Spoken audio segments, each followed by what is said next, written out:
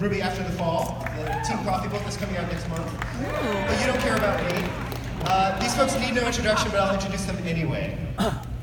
Barbara Dunkelman plays the character Yang Xiaolong of Team RWBY, who is renowned for her fabulous performance. Other notable roles include Jensen in Red vs. Blue and Neris in Camp for Rooster Teeth. She also serves as Director of Social and Community Marketing and hosts the series Always Open.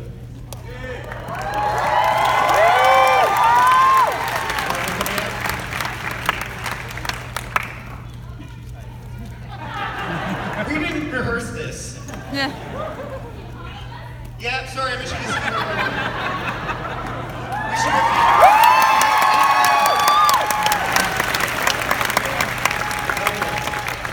Kara Everly performs the role of Wei Shmi of Team RWBY and works as an executive assistant at Powerhouse Animation Studios, which... This is Netflix series Castlevania. You can also hear Kara as Robin in the short film Lego Batman vs. Superman 2, Dawn of Just Desserts, the best version of Batman vs. Superman. Erin Zek is an LA-based singer and film and TV actress best known for her roles as Blake Belladonna of Team RWBY and Dr. Emily Gray on Red vs. Blue. She has more than a decade of training in theater and her Instagram game is strong.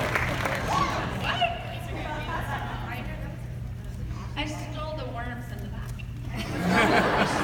I guess not anymore. What is this? What? It's the book. Those are books. You wrote a book. That's not. Just reading it. You can't keep that. Come on. In addition to playing the role of Nora Valkyrie of Team Juniper, Team Junior, R.I.P. Kara, Samantha Ireland is an award-winning filmmaker, actress, producer, and this is her first appearance at PHX Fan Fusion.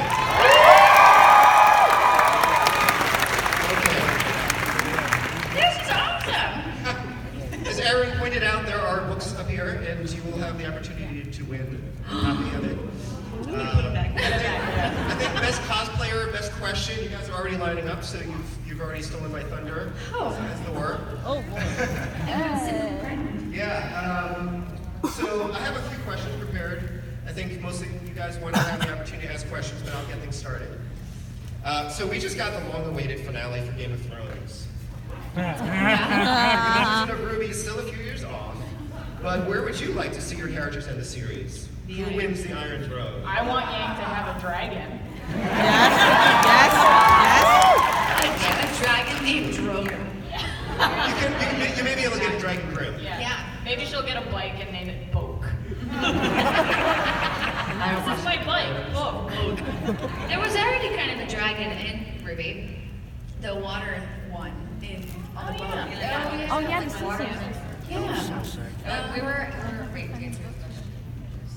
Where do we see Where do you see some of your characters ending the series? Where would you like to end the series? Where would like? Oh, I know how it ends. Okay, we'll talk later. People are gonna drug you. I know. I was just thinking, like, well, Tell me. please don't drug me. I don't know where I'd like to see Yang at the end of the series. I think just being happy. I think ultimately is where everyone wants to see their character, just be happy and confident in themselves and what they're doing. So that's all I'm gonna say. Well, I like a white picket fence. No, I'm just kidding. I think that's what Nora White wants totally with wants to join forces, with Winter and with the army and totally kind of I don't want to say take over. I don't want to say rule, but I mean, I want her to fix the family name because, I think Papa Schnee, who none of us really like, and who I don't like either. I'm not too far into that, but I'd like to see him learn his lesson. So there we go. Sounds like you're gonna kill your dad. With a crossbow in the bathroom. You're the Tyrion Lannister. Sorry. I didn't say no. I definitely want Nora and Ren to be together.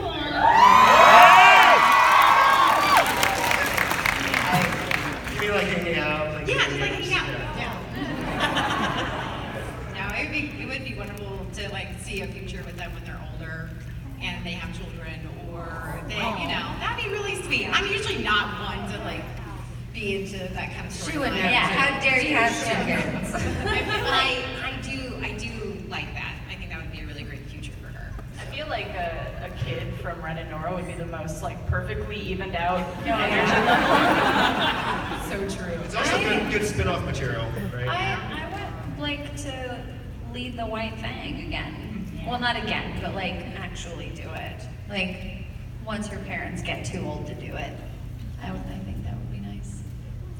Cool. With Like her Queen of the girlfriend. North. Yeah. I'm Sansa. Ooh, could I be Arya? No, because then you can't date. I mean, it could be long it's distance. Game of I mean, Thrones. exactly. That works out. Blake is upset by the idea of Yang not being able to date. Interesting. As actresses, I'm sure there's some of you, possibly a lot of you in your characters, but have Weiss, Blake, Yang, and Nora changed you at all over the years, particularly as they've grown and changed through their experiences and adventures?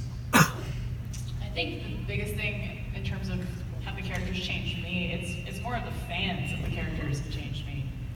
Getting to come to conventions and meeting you guys and hearing all of your experiences, watching Ruby and whether you've learned something from a character or have found connection in a certain way from the show, I think that's the biggest takeaway for me, is just feeling the connection to you guys through the character. Absolutely. I think Keep it's skipping me, girlfriend. Just checking in. No, I mean, go ahead. They love each other. I have a horrible laugh. Go ahead, Karen. I'm just messing. I'd say it's great because I've had kind of a fear of public speaking, obviously, too, just for something just that right off the bat. 'Cause I'm looking at all of you now, looking at me, and I'm getting freaked out. So like, I can't look at everybody. You're okay. All right, I'm good. I'm not nervous anymore. But I think that it just made me more confident in myself. Just the fact that people like the show that it involves me and my voice, and it means like I'm doing a great job. So it's been great to do that, and also see all the people that actually do watch the show. And thank you all so much for coming and seeing us, because it's just so crazy and so amazing to meet you guys. Clearly, I talk a lot, so I think while Blake was going through, like going back home and like confronting her dad about like her own personal issues and stuff, I think at the time I was also like self-confronting, being like, what's your actual problem, and like actually being thoughtful about healing over things, because Blake was big on running away and like compartmentalizing, and I think I was kind of the same, maybe. I don't know. But I when she started treating herself in a healthier way, I think I started treating myself in a healthier way. So maybe it was just correlation, not causation. But yeah, that's my answer. what about correlation? What? Does it work? I was trying to be funny and the joke. It worked. Erin gets me, and she gets it. I laughed earlier because she said NWBY. I named our chat text NWBY, like NWBY. And I said Not a something like, color. "Will do be," with a D. And then she's like, "Get it?" And I really was dying. What's It's your why you answer, let me make Sam? the puns. Shit, what were we talking about? This tends to happen. How our characters have affected us through the years. I'm going to piggyback off of Barbara a little bit, just because there's been some incredible stories from people that I have met, and I've only been to like a few conventions, but it's already been overwhelming to hear such beautiful stories that the show brought you through a dark time, or that it brought you back to an art form that you hadn't touched in years, and so that was very inspirational. I mean, we've heard that at RTX, but when I've been at the conventions lately, meeting more people, that makes me feel grateful to be a part of this. And also, I feel that when I think about Nora, I think of her as a very resilient person. And I feel that we are all resilient. And I think it's brought me to a point where I can yeah, hell yeah, I can do that. I can do that. So I think it's important that she's been a part of my life in the short amount of time. So I'm very grateful for you guys, and I'm grateful I get to be a part of this round with everybody. So And the award for Miss America goes to. thank you. Round of applause to you guys. Yeah, Thank you. Thank you. Thank you. No spoilers, unless you want to give a spoiler, in which case I'm not going to get in trouble for it. What one word would you use to describe Volume 7 of RWBY? We're going to go in reverse order, and we're going to skip Kara. So at the first. I don't, to be honest, I don't even think I can answer this just because I don't know anything at all. So mysterious. Mysterious. That's what I'm going to go with. Okay. Because I don't know Jack right now, so. Oh well.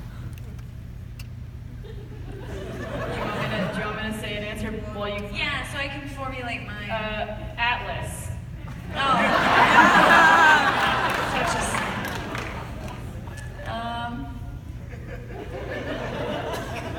I'm here all weekend. That's the word. Yeah. Because she's a cat. I got nothing, man.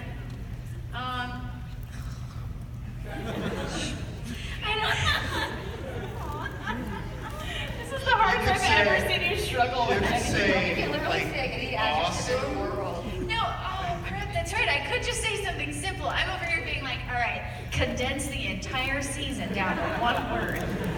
Atlas. I almost just said, I'm gonna say leather. Okay. Oh, yeah. That's intriguing. Okay. Leather. It's a made up word, does that count? But within RWBY, they said they called the season very Monty-esque. So there is the word, and I won't get anywhere else. But actually, no, I will. Of course, I will. It's a very, nope, I won't. It's very Aaron thing you just did. You somehow said more by not saying anything. It's very mysterious. Okay, so yeah, we'll open up to questions. Everybody sit down. Hiya. I thought everyone had left. Oh, it's nice. It's so other people can still see. Yeah. I've got a bright light in my face. I see four You're so lights. nice. Okay, go ahead. It looks Hi right. there. My name's Alex. Hi, Alex. And kind of going off of Monty-esque. So sorry to start this off a bit deep, but what is your favorite memory about working with Monty? I think it's really just funny and random that I'll say some funny thing that happened when we were all hanging out. We went to a gym and did open gym together. I used to be a gymnast, and Kyle, actually I think Kyle did come with us. Carrie and Miles and Monty and Shane and all of them. We went to like an open gym one night and went to just do random stuff. It's essentially Parkour or something? Yeah, because they used to do parkour.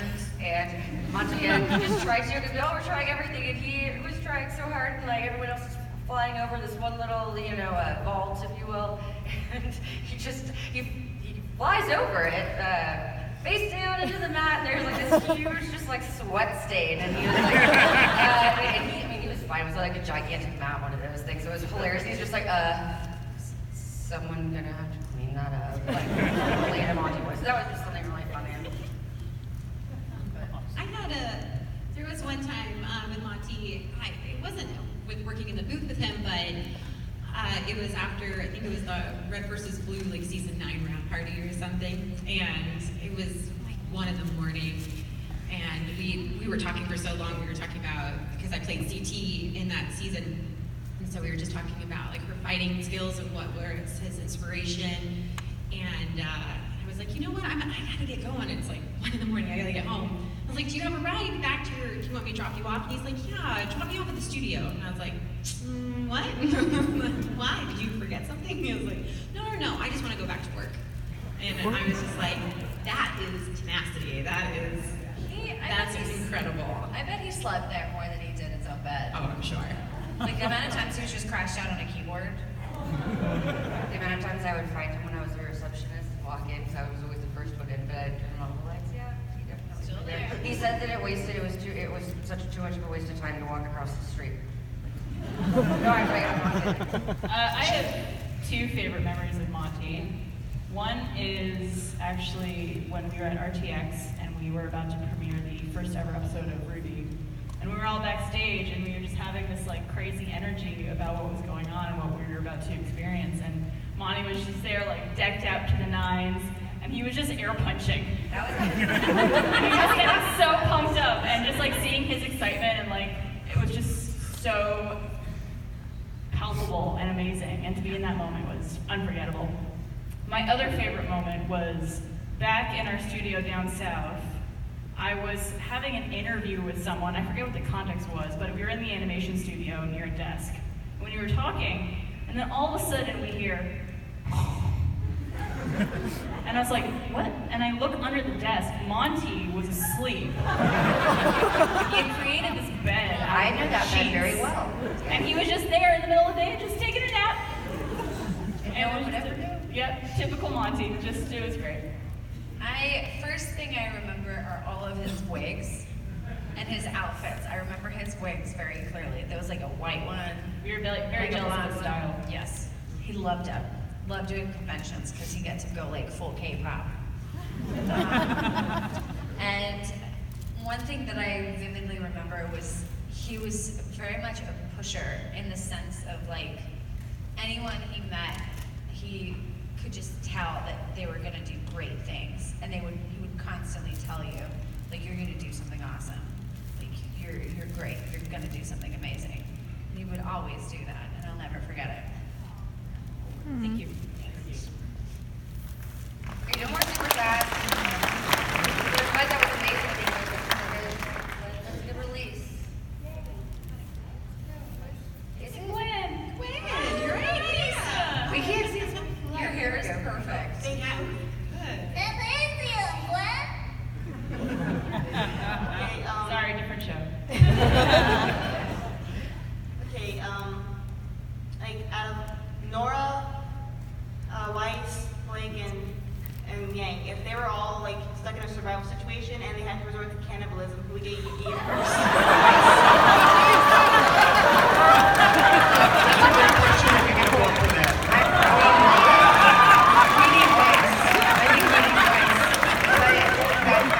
But you get the less meat off of me than anybody else. I know, but I bet it's nice and tender. Yeah. Actually, it's you're, pretty cool. you're so stiff all the She'd time. be like a nice beef jerky. Yeah. Nice and salty. Man, I can't make fun of eating a cat because that's just obvious. I could No one's gonna eat it. What the heck? Eating a cat? You're disgusting. That's inhumane. That's why I Oh, said. yeah, the so joke's going through my head right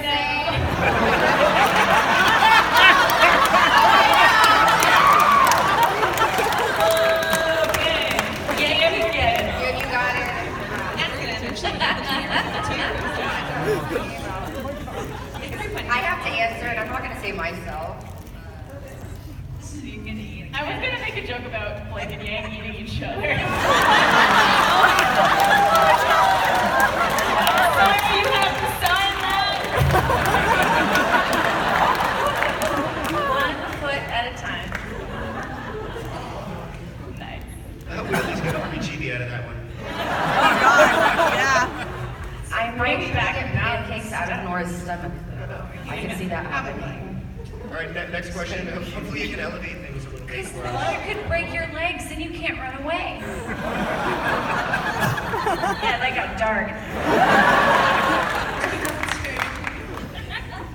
Hi, I'm Bree. Hi. My question is, if as Ruby has her like her sniper on her side, if you were to make a weapon out of anything, what would it be? No one say toilet. I said this on other panels before when people have asked similar questions, and I've always wanted to make the gun. But it's just like a gun that like shoots a smaller gun. I mean, I kind of already like tattoos just because I go full King Triton. That's not answering the question. Doesn't count. You would call me out. A cat I'm calling gun. you out. A cat gun. Yes, and she, It's little, like its little fingers. Each of its little claws are little guns. It's a robot, like Canine in Doctor Who. It's a robot cat with claw guns. I'm just creating this just now. This is all up here, y'all. I should be a writer. Well, I don't know. I can help that one. Yeah, try to be cat gun claws. I know. Cat gun claws, sloth gun claws. They're pretty. Well, let's beat the gun. Yeah, I know. Make a gun out of anything. I think it's kind of or weapon out of anything. Probably toothbrush, because it would be nobody would think that it was really what it was. Face off. No, because you would be able to just like, people are like, oh, what is she doing? Oh, don't worry, they're just brushing their teeth. Ha ha. What do they do? Not with me. Yeah. Like a lipstick gun. You put it everywhere, and everyone's like, oh, what are you doing? I just have to But grab then my also, toothbrush. why do you have a toothbrush? Nobody asked you those questions. When was the last time somebody asked you, why do you have a toothbrush? When's the last time you had a toothbrush when you didn't need a toothbrush? But at the same time, dental hygiene is so important when it's so I get it. Yay! You walk around with a toothbrush at a convention, everyone's gonna ask you why you have a toothbrush. To be honest, like anything I think of, it has been made in the show, so I'm like, I got something. I'm like, a purse, nope. A skateboard, nope. A trumpet, nope. Down the line, so I can't think of what, because they're already too creative. But I promise, I think Barbara's probably the best. Gun. Guys. Gun. That's always every time. All right, thank you. Thank you. Oh, man. That was great. And you look great. I'd be down for a cat gun. Or like a gun that shoots a cat. Like classic. Howdy, I'm Alice. Howdy. I'm gonna ask you a basic question. How did you start voice acting on RWBY? Monty made me do it. We all have that same answer. Yeah, it's pretty much like, you do this thing. Okay. Well, I had to audition, so. I think I was up against Hannah Hart for the role too. Take her down. I did. And she has a very successful career. But yeah, I had an audition. But it's funny. So I heard about RWBY from like the local theater group in Austin. I was just like at rehearsal, and somebody was like, "Hey, Sam, are you going to be on that new show for Rooster Teeth?" And I was like, "What new show?" I haven't heard about a new show. So I reached out to somebody in the office, and I was like, apparently there's a new show. Is there like a role I could audition for? And apparently they were going to reach out to me to audition, and so I had to go through that whole thing. But it's pretty cool. I'm really glad I booked it. So. Did you audition for anybody else? No, just Nora. Yeah. That would have been cool to audition for somebody else, but I think they kind of knew where to put me for that. I was gonna be Glinda had there not been a miscommunication. She was gonna be Australian. I worked really hard on it. Can we hear it? My Australian accent. But it's Glinda. Oh, well, I mean, I don't know now. It's been... You're not allowed to do Australian accents anymore, because last time apparently you got in a lot of trouble.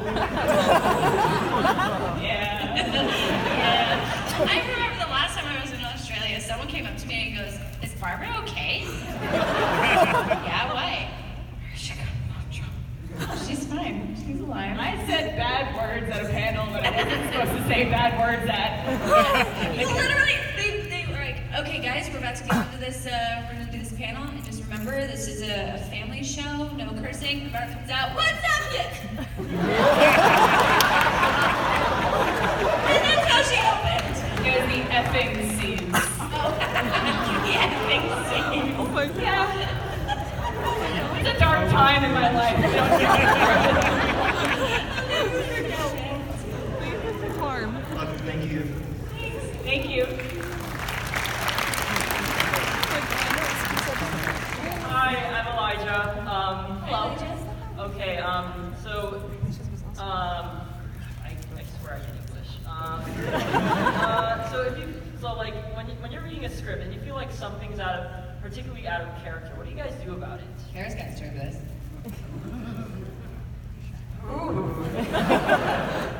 Oh, you have a go-to story for this one.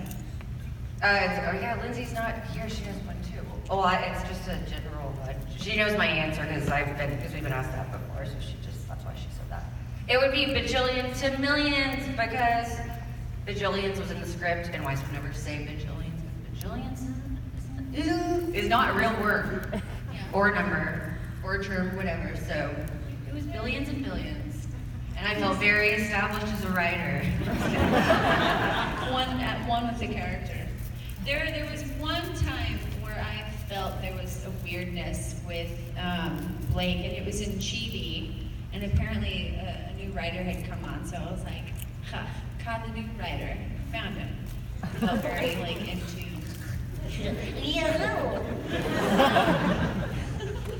But other than that, everything's been pretty spot on. I think like nobody knows the characters better than the writers. Yeah. So there's usually not something in there that wouldn't be in character that we would be able to identify that they didn't already. And so Miles, Carrie, and Monty work together to develop all these characters, and so as writers of the show, they know them better than anyone, even us.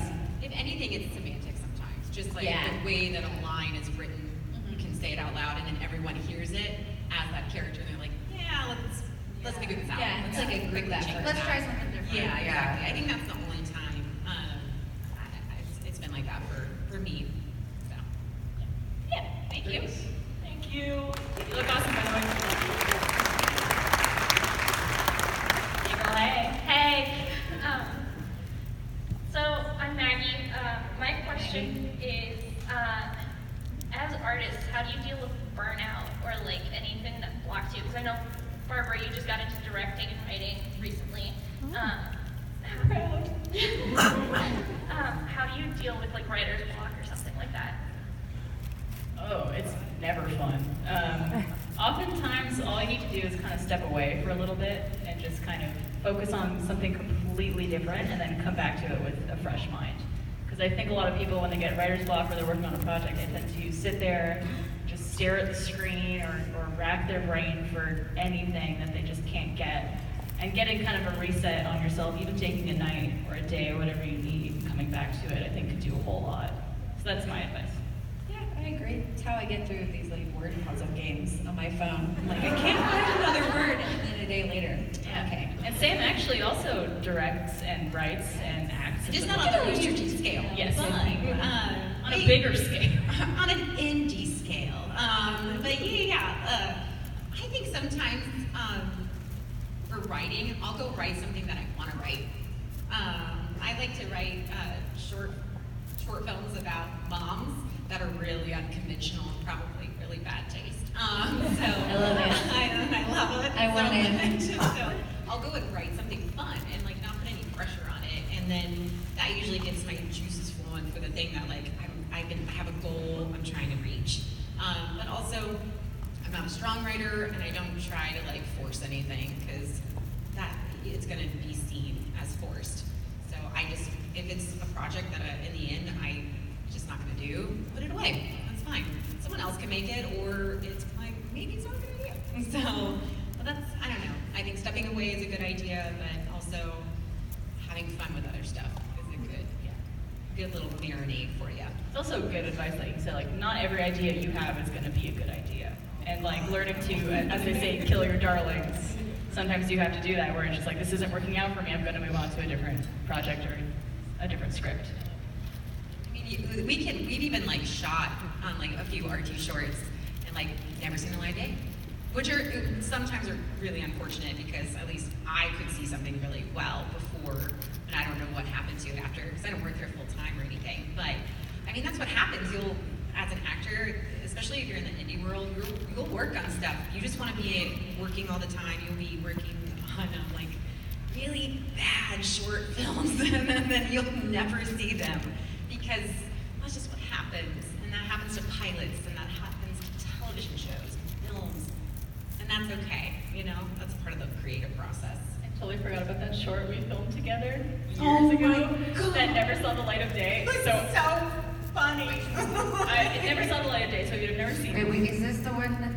It's a short where, I'm not kidding you, Samantha and I play friends, and she talks about this new guy she's seeing that she fell in love with, and the guy is a hamburger. He's the perfect man. Oh, I do remember But he wouldn't this. last very long. And then I fall in love with a hamburger later in the short, and like have a whole life together. There's like me as an old woman with this hamburger. It was the weirdest short in the world, and it never came out. I will tell you, that is my favorite short that I worked on. Like, seriously, it was my favorite. I So need I'm my so boyfriend. proud. Yeah. I would eat the shit out of my boyfriend. That's what you do. I'm so hungry right now. Does anyone have a burger? Someone runs out the room all of a sudden. Oh my gosh. Thank you so much for your question. I did that in Australia. I said I needed a chicken from a specific store, and right after the panel, someone came up to my table and brought me a whole rotisserie chicken from my favorite store, Woolies or Woolworths. With great power comes great responsibility. Bring me the burgers. You're gonna have Thank so you many so much. boyfriends later on. I'm gonna have so many boyfriends. And then cheeseburgers out of girlfriends. I'm gonna have everything. Or like cheeseburger. No. Oh my god.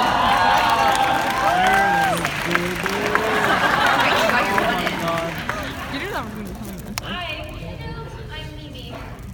You look adorable. So, I know Aaron knows about this, and I know Barbara knows about this, but what do all of you think about BHA and yours? I've got No, you don't even know about it. Don't worry about it. I'm blind and I don't know. It's called BHA in yours.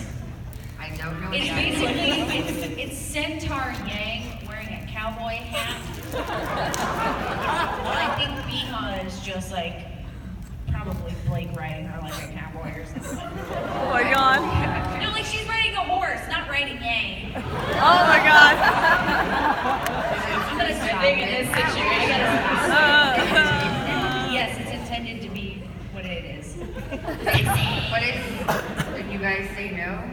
Because it's... No, I'm wondering what you guys say. Then beating a dead I horse say here. No comment. Thank you. it sounds really weird. No. See, they're on board. I'm into it.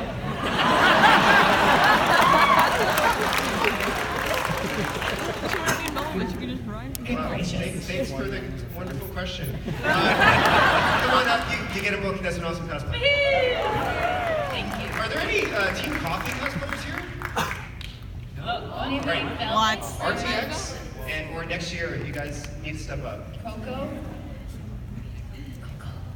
No, yeah, too much. All right, you're up. Hi, I'm Grace. Hello. So how did you all hear about and subsequently join Rooster Teeth? I mean, I watched Red vs. Blue way back when it was on DVD, and like Becca and everyone was like the shirt models. But I was actually dating Miles back in college, and he started working at this company called Rooster Teeth. And I was like, they're still around? And they were. And then just grew from there. Just started like becoming like all my friends.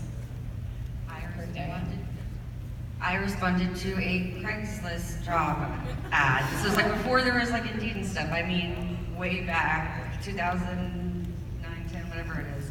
And it didn't have to come with the name of the company or anything. It just said, office manager position must be okay with unique environment and have a sense of humor. And I'm like, this sounds interesting. And so, yeah, went for the interview and I got the job because I had been a receptionist before, but I was employee number 12, first receptionist they had, and they said they hired me because I did not know who they were, because they didn't want a fan or anybody like that to be at the front and everything. It's not fair, never mind. But so, yeah, I just responded to a normal ad search, which is crazy. crazy, because it's actually the only one that I did too, and the only person that responded. It was meant to be. I, like Aaron, used to watch Red vs. Blue back when I was 15 years old. My brother, actually, my older brother, introduced me to the show because he and his friends would watch Red vs. Blue in our basement every single weekend. Bunch of cool kids. Yeah. And then I joined the community website after getting involved in watching the show with them, and I fell in love instantly with the community and everything that Rooster Teeth did, the shorts, other series that they made, and then after a couple of years of just being part of the community and volunteering for them at conventions, I was graduating from college, and Bernie reached out to me and he said, hey, we really like you and think that you'd be a great fit at Rooster Teeth. We should try to find a way to get you down to Austin. And so I think it was about 4 or 5 months working with immigration lawyers, and then in December of 2011, that's when I was able to move down to Austin officially. Wow. Yeah. We've almost known each other That's a decade. That's like, that story for a position is like so ideal. You know what I mean? Like, how often does that get to happen? So it's really cool that Thank that you. happened. Yeah. And you look at where you're at now with that job. It's not like you're like, I gotta get the hell out of here. You know, like It's very surreal. Yeah, It's exactly. crazy. Like, I used to go up to Bernie and Gus to get autographs from them, and now people want my autograph. Why? That's so cool. I love that. Thank you. I'm an actor. There was an open casting call, and I went calling. So that's about it. I met Kara there when I was like one of my first auditions. You ever went there? Yeah, it was for that. When it was Jen as well. Jen Brown was in front of me in the audition, and man, I heard her, and I was like, damn, she's gonna book this.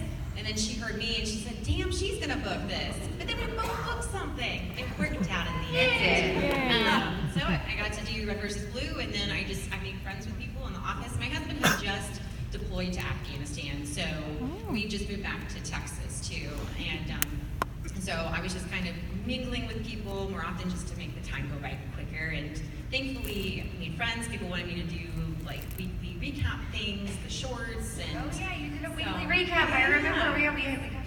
It was fun. So it was like, so my relationship grew from just because I did this one thing, they know I'm going to show up and know my lines and do the thing. So that's how it's just evolved. And I'm a contractor. I don't get to work there full time, so I get to have like a fun relationship with them. I get to go in for the cool stuff every so often. Yeah. Thank you, Kate.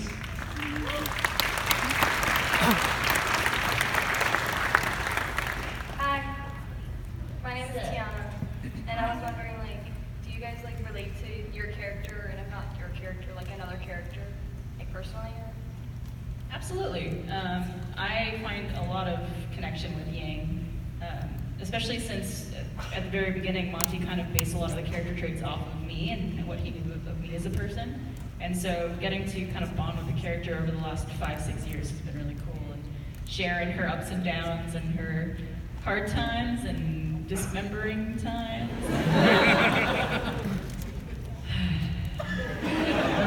Yeah. She's great. For sure. Absolutely. I'm fairly introverted if I don't know people. I take a little bit to warm up, got that social anxiety. Woohoo! Yeah! And I like to read. Sorry. Yeah, no, absolutely. She holds a special place in my heart. Let's see. Well, I'd say I went to private school for like around 12, 13 years before I went to public school, and I was around Weiss, the same age as Weiss when she first went to Beacon. So I will say just in the situational aspect of it, of being in a new place and not knowing anybody, which is something that I still can't believe that I was like, whatever, let me just try it. And, you know, because it's really hard, and I can see why Weiss was having such a hard time, you know, and so I feel for her there, and I can relate to that. I think I probably have like a fraction. A fraction? What? You're totally not. You're like super positive. I'm super all positive. the time. Like, good God, that energy is, unimaginable. So, yeah, so I think I feel like I have just like a quarter of her because she's so much. You're like a shining I love light. that. Shining light. I like that. You Yeah, are. nice. You're a ray of sunshine. Someone just say A lightning bolt, if you will. Do you like pancakes? You're beautiful and talented and special. I want to be like you when I grow up. Sam can also control electricity. So. Yeah, so just be aware. So Yeah. That's when her Thank during you a so lightning much. storm.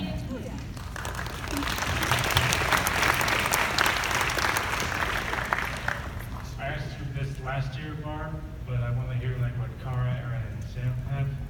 What's like your favorite GB moment or like your favorite episode?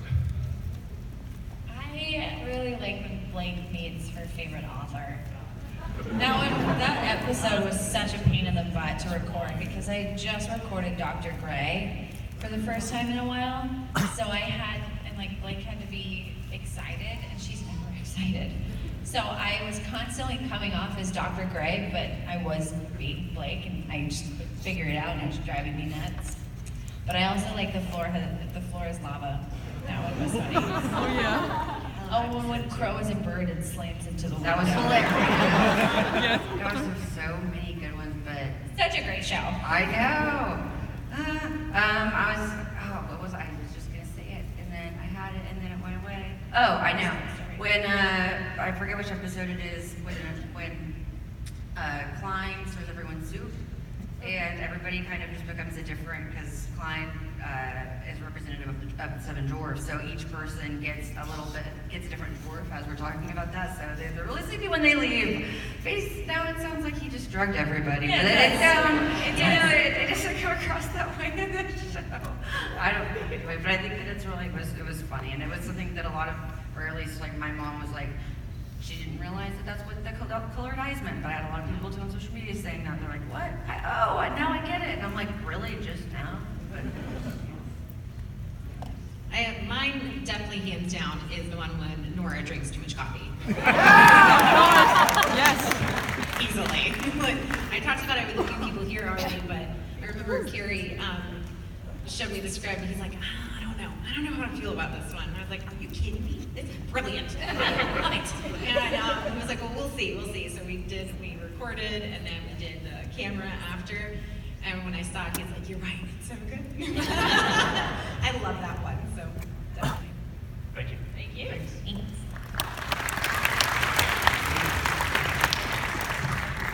Hello, Hi, Nora. my name is Caitlin. I was just wondering, what was your guys' favorite scene throughout all of RWBY? That's a big question. Okay, then volume 6. That was quick. That's good. When I was Does Blake burn down her house in volume 6? Dang it. Oh, wait! I remember what happens in 6. Adam gets hit in the face with a bumblebee.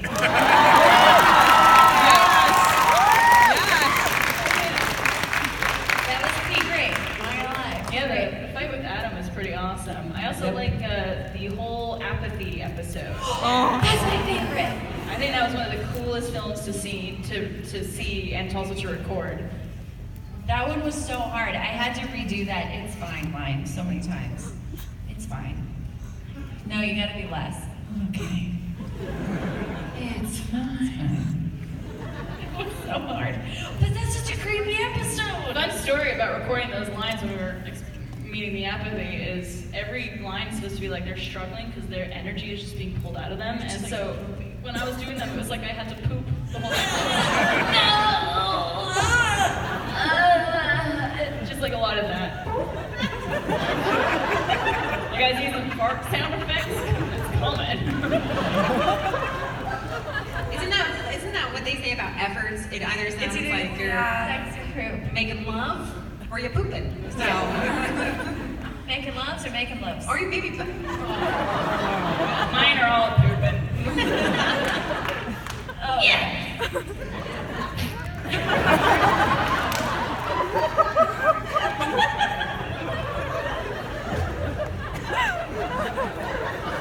We broke Erin.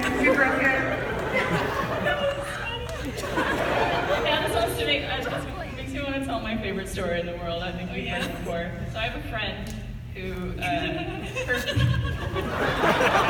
Oh my gosh, this story? Her grandmother has really bad hearing, and her grandmother was in the kitchen one day, and my friend was in the living room that's like around the corner from the kitchen, and all of a sudden, this is all she hears from the kitchen. Hello? So her grandmother farted and thought it was someone else coming into the room. So she said hello to her own fart.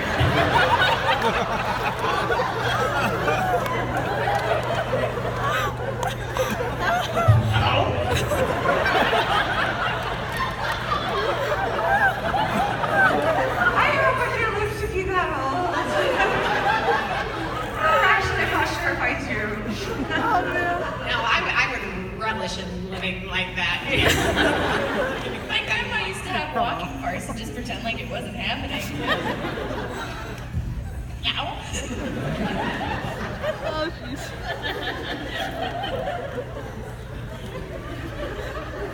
Did we all answer the question? I don't know. Favorite part? Oh yeah, favorite part of 6.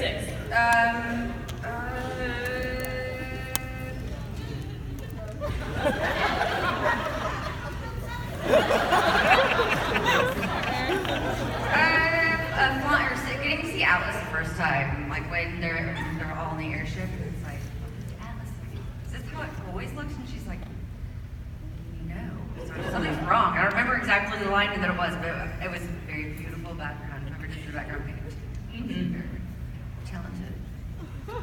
It's very beautiful. Ready? And the question was my favorite to record, right? Or my favorite scene, anything? Well, my favorite one was, Nora always has great one-liners all of the time, and every season we can pull like 2 or 3 out of them. But my favorite one was when they see this statue of Europe. I love that scene. Not gonna cry talking about it.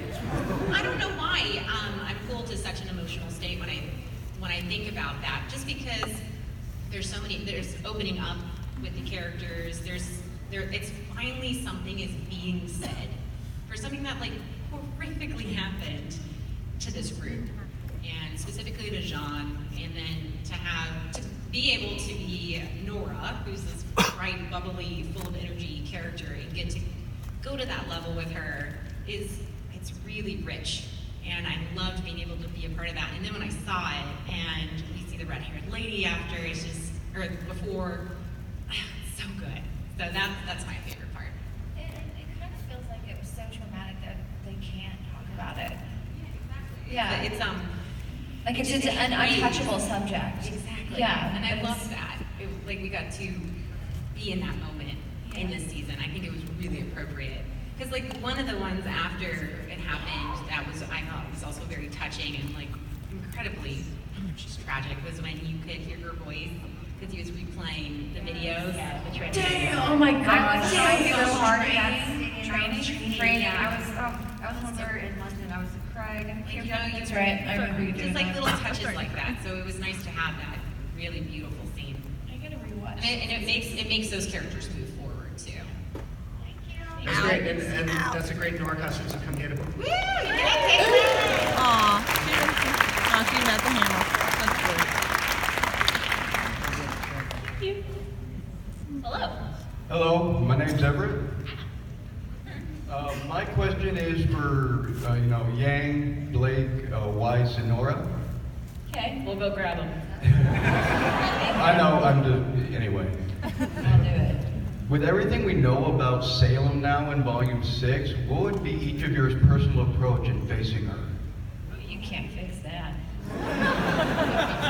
I think that ship has sailed. I would try to do the Wizard of Oz method and just what is burn the Wicked Witch of the West with? Just water. Yeah, just run under her. Toss him.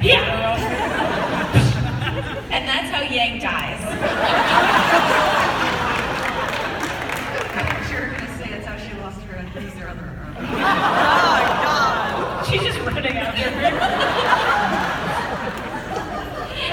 She's gonna get you. Happy pretty. fixable, but I think they're gonna try to do something about her existence. Maybe. I don't know. I haven't finished reading volume 7 yet. I'm just kidding. Good gracious, calm down. Yeah. I don't know. I should just stop talking.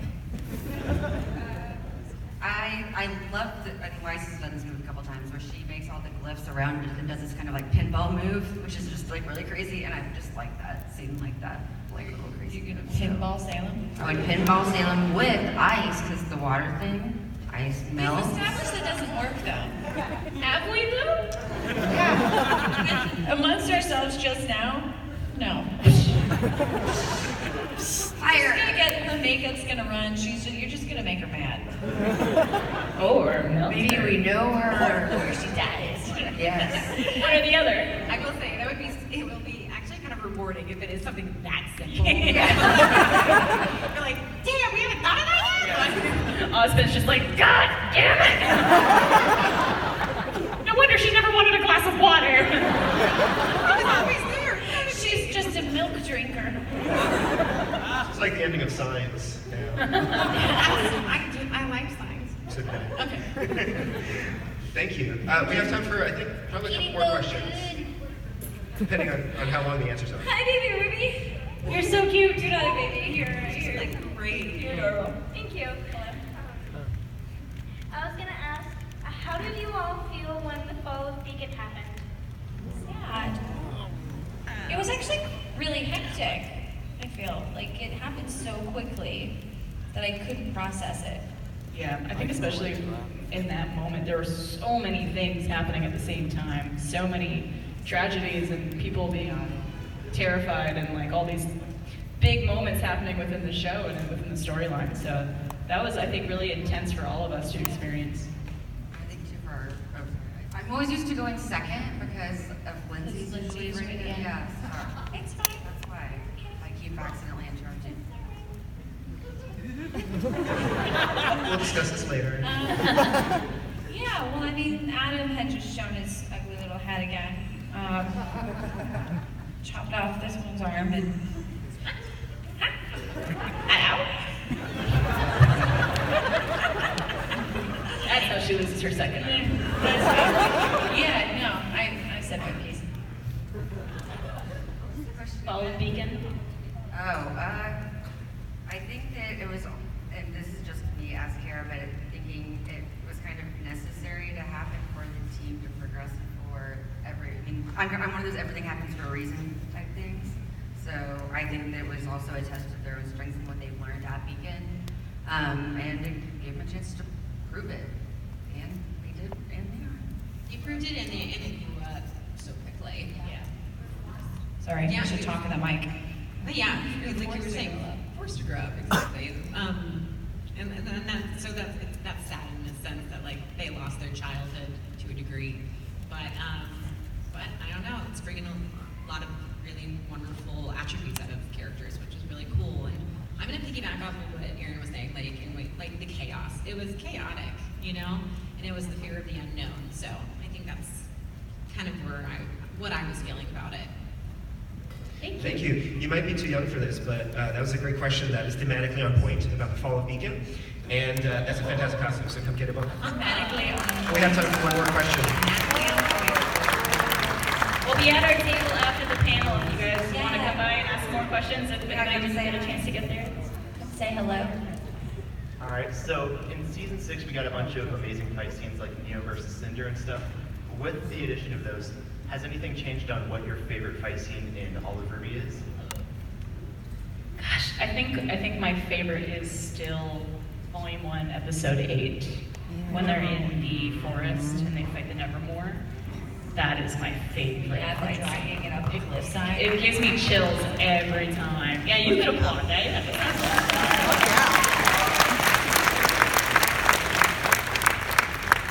I kind of like, well, Red. There's so many. The food fight's fun. I'm not saying the food fight. I like the sea dragon one. That one was really cool because then you get to see like Sun and Yang, or Sun actually use his powers and stuff, or his powers. Good Semblance. Thank you. His semblance and working together, because you don't really see them work together very often. And I also enjoyed the Blake and Yang fight against Adam, because that felt very finalizing. I don't know. Yeah. Ultimate. Yeah. Ultimate. Yeah. I like seeing Blake work with other people. It's fun to see that. Oh yeah, food fight. Sorry. Such an unexpected, and I love that scene. Yeah. It's so fun. The swordfish. It was all so fitting. It was great. And the turkey goblins. Oh yeah. Doesn't Blake work with like sausage links? Yeah. Yeah. What do you Or have? kind of like watermelon on a stick. The most absurd foods to be in a cafeteria at a high school. Sausage links. Full turkeys. Swordfish. What is this, Harry Potter? Yeah, why is there a swordfish?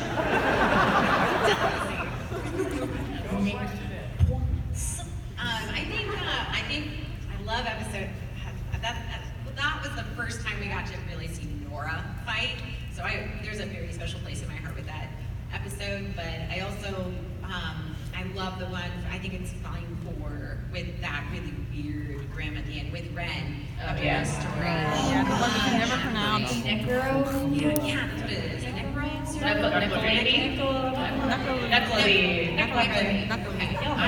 love that fight because also we had that break within it too, where we could see them underneath, and she's like, just don't. You know, I love it. So that it had that emotional pull, but then it also just had him defeat his fear. And that was really, really cool. So, yeah. Thank you. That's all the time we have. Erin, Barbara, Karen, and Sam will be signing on the 3rd floor of the North Building at 5:30. That's pretty soon. And we're at Saturday and Sunday. I'll be signing after the fall at 6 o'clock, kind of around the corner from them, and you can get some galleys at the Changing Hands bookstore. So please stop by, and you can also pre-order the book as well. So thank you, everyone. Thank you, guys.